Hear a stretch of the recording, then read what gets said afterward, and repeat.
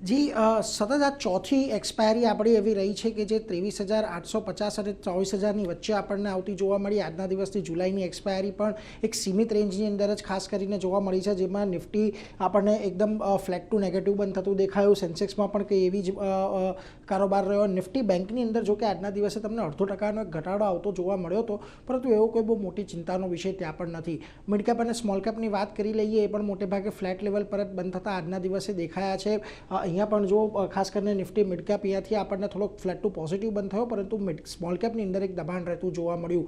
જે સેક્ટર્સ આજના દિવસમાં ખાસા એવા ઘટાડા તરફી કારોબાર દર્શાવતા હતા, એમાં એફએમસીજી હતા, લગભગ 1.25% ઘટાડો ત્યાં આવ્યો. આ ઉપરાંત તમને સરકારી કંપનીઓ, કેપિટલ માર્કેટ, પીએસયુ બેંક, આ બધાની અંદર આજે આપણને દબાણ આવતું દેખાયું છે. પરંતુ જ્યાં તેજી રહી ત્યાં આગળ આઈટી કાઉન્ટર્સ હતા, લગભગ 3-3.25% તેજી આવીને આજે સતત બીજો દિવસ હતો કે જ્યારે આઈટી સ્ટોક્સની અંદર તમને ખરીદદારી જોવા મળી. આ ઉપરાંત તમને રિયલ્ટી, ઓટો અને ફાર્માની અંદર એક સારી ખરીદારી સાથેની કામકાજ થતું જોવા મળ્યું છે. ખાસ કરીને આજના દિવસે સ્ટોક સ્પેસિફિક વાત કરી લઈએ તો નિફ્ટીના ફ્રન્ટ પરથી જુઓ તમને ટીસીએસ અને ટેક મહિન્દ્રા જેવા કાઉન્ટર તો સારી તેજીમાં રહ્યા જ. ઇટરનલમાં આજે બીજો દિવસ હતો કે સારી તેજી જોવા મળીને નેસ્લે ઇન્ડિયામાં પણ એક સારી ખરીદદારી આજના દિવસે હતી. જ્યાં દબાણ હતું ત્યાં આગળ પરિણામના રિએક્શન વધારે હતા. એચયુએલ પરિણામ બાદ આપણને ઓલમોસ્ટ 7% જેટલો ઘટતો દેખાયો હતો. બીએલ અને કોલ ઇન્ડિયામાં પણ પરિણામને પગલે ઘટાડો રહ્યો અને ટાટા કન્ઝ્યુમર પ્રોડક્ટ પણ આપણને ઘટીને બંધ થતા દેખાયા.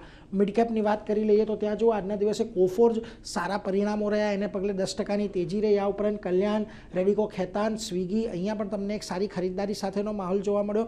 અને જ્યાં આગળ તમને દબાણ હતું મિડકેપની અંદર એની વાત કરીએ તો જુઓ સુઝલોન પરિણામ બાદ લગભગ 9.5% જેટલો આજે ઘટ્યો છે. ગોડફ્રે ફિલિપ્સમાં પણ પરિણામની એક અસર આવતી જોવા મળી અને હુડકો અને લેન્સકાર્ટ પણ આજે ઘટીને બંધ થયા છે. ઓવરઓલ રેન્જ બાઉન્ડ કારોબાર અહીંયા આપણને છેલ્લા 4 મહિનાથી જોવા મળ્યો છે અને કદાચ ઓગસ્ટ સિરીઝની અંદર પણ એવી જ રીતે રેન્જ બાઉન્ડ કારોબાર રહે એવી અપેક્ષા અત્યારે આપણને નિષ્ણાંતો પાસેથી જોવા મળી રહી છે.